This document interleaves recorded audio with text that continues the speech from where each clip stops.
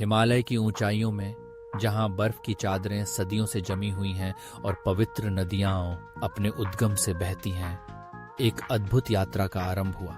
लॉगी, एक क्षेत्रज्ञ और योग के गहरे चिंतक, ने हमें इस यात्रा पर आमंत्रित किया। उनका प्रस्ताव था कि हम त्रिवेणी संगम को समझने के लिए नदियों के उद्गम की ओर बढ़ें, उन किंवदंतियों में खो जाएं जो इन धाराओं के साथ बहती हैं, और लुप्त सरस्वती की गाथा का अनुसरण करें। ये यात्रा केवल भौगोलिक नहीं थी, बल्कि एक आध्यात्मिक अन्वेषण भी थी, जिसमें हम गंगा प्रणाली की गहराई में उतरने वाले थे। यात्रा का आरंभ यमुनोत्री से हुआ, जहां यमुना का उद्गम चंपासर ग्लेशियर से होता है। हमने देखा कि कैसे यह नीला जल, जो अपने साथ भगवान कृष्ण की दिव्य लीलाओं की कहानियां लेकर आता है, दक्षिण की ओर बहता है। यमुना की धाराएं जैसे जैसे बहती हैं, हमें उसके साथ जुड़ने का अनुभव होता है और हम उसके प्रवाह में खो जाते हैं। यह एक अद्भुत अनुभव था, जैसे हम स्वयं उस पवित्रता का हिस्सा बन गए हों। इसके बाद हम गंगोत्री की ओर बढ़े, जहां भागीरथी नदी का उद्गम है। बर्फीली चोटियों और हिमनदी के बीच नदी ने अपनी पवित्र यात्रा का आरंभ किया। हमने इसके अवतरण को देखा, शक्तिशाली प्रवाह के साथ जो पहाड़ों के बीच अपना मार्ग बनाता है। यह दृश्य देखकर हमें आंतरिक शांति का अनुभव हुआ, जैसे गंगा का जल हमें अपने साथ बहा ले जा रहा हो। केदारनाथ की यात्रा ने हमें भगवान शिव के पवित्र निवास के दर्शन कराए। मंदाकिनी नदी का उद्गम यहाँ से होता है और इसके अशांत प्रवाह ने हमें भक्ति और लचीलेपन की भावना से भर दिया। यह नदी, जो पहाड़ों की ढलानों से नीचे गिरती है, हमें अपने भीतर की शक्ति और विश्वास का एहसास कराती है। यहाँ हम भक्ति के उस गहरे अनुभव में डूब गए, जो केवल एक आध्यात्मिक स्थान पर मिल सकता है। बद्रीनाथ की यात्रा ने हमें भगवान विष्णु के समर्पित मंदिर के दर्शन कराए, जहां अलकनंदा नदी अपना मार्ग शुरू करती है। इसके शांत जल ने हमें एक अद्भुत अनुभव दिया, एक ऐसा अनुभव जो शांति और आध्यात्मिक ज्ञान का प्रतीक था। हमने इसके घुमावदार मार्ग का अनुसरण किया और हर मोड़ पर हमें एक नई समझ मिली। हमारी यात्रा का अगला चरण उन संगमों की ओर था जो गंगा को आकार देते हैं।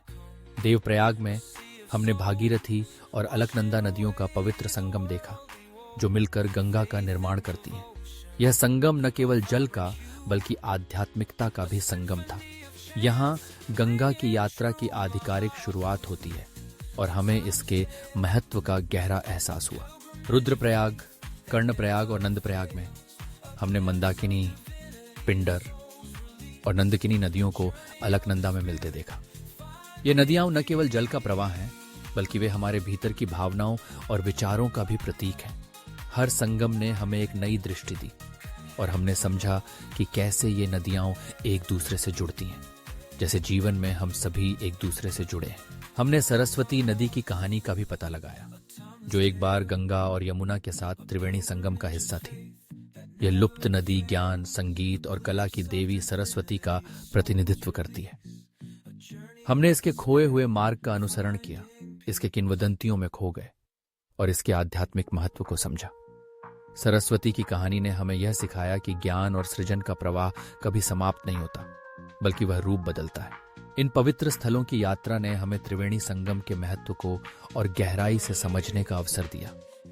यहाँ गंगा, यमुना और सरस्वती का मिलन केवल जल का संगम नहीं है, बल्कि यह इतिहास, मिथकों और दिव्य ऊर्जाओं का संगम है।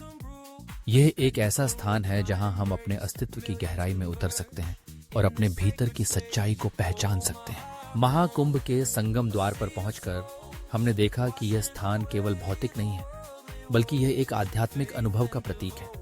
यहाँ गंगा, यमुना और सरस्वती का पवित्र अभिसरण उन पाठों के साथ प्रतिध्वनित हुआ जो हमने पहाड़ों में सीखे थे। यह अनुभव हमें याद दिलाता है कि जीवन में हर चीज एक दूसरे से जुड़ी हुई है और हम सभी इस ब्रह्मांड के एक छोटे से हिस्से हैं।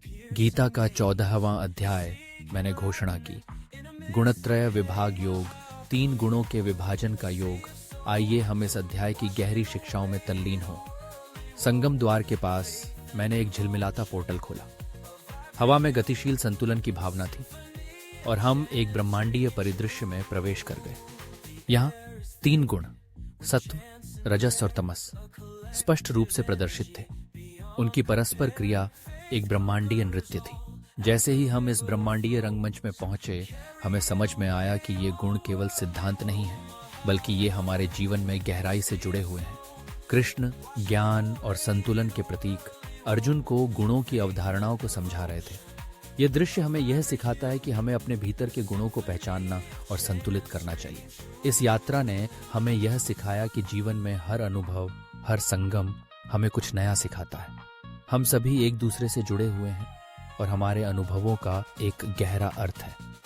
त्रिवेणी संगम केवल एक भौगोलिक स्थान नहीं है, बल्कि यह एक गहरी आध्यात्मिक यात्रा का प्रतीक है, जो हमें हमारे अस्तित्व की सच्चाई की ओर ले जाती है।